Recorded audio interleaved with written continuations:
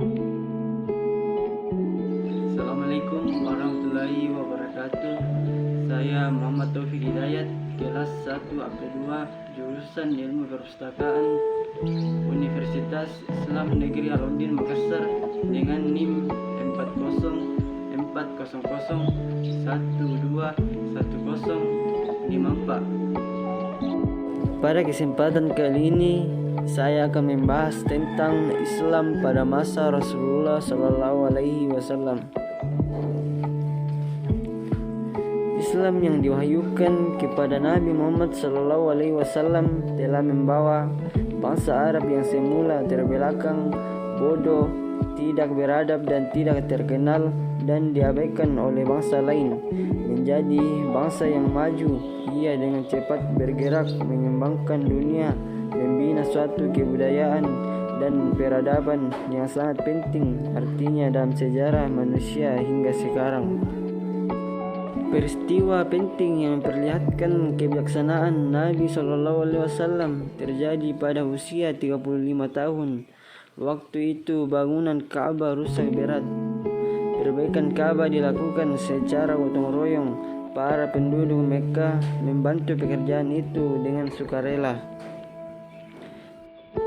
Tetapi pada saat terakhir, ketika pekerjaan tinggal mengangkat dan meletakkan Hajarul Aswad di tempat semula, timbul perselisihan karena setiap suku merasa berhak melakukan tugas terakhir dan terhormat. Perselisihan semakin memuncak, maka pemimpin Quraisy sepakat bahwa orang yang pertama masuk ke Ka'bah melalui pintu Syafa akan dijadikan hakim untuk memutuskan perkara. Ternyata orang yang pertama masuk itu adalah Nabi Muhammad SAW. Ia pun dipercaya menjadi hakim.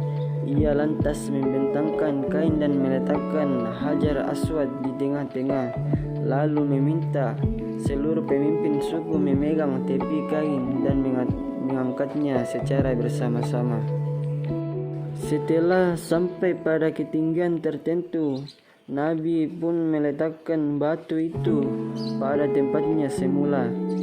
Dengan demikian, perselisihan dapat diselesaikan dengan bijaksana dan semua kepala suku merasa puas dengan cara penyelesaian seperti itu.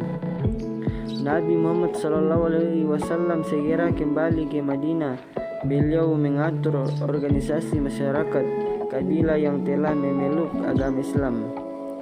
Petugas keagamaan dan para dai dikirim ke berbagai daerah dan kabilah mengajarkan ajaran-ajaran Islam, mengatur peradilan dan memungut zakat.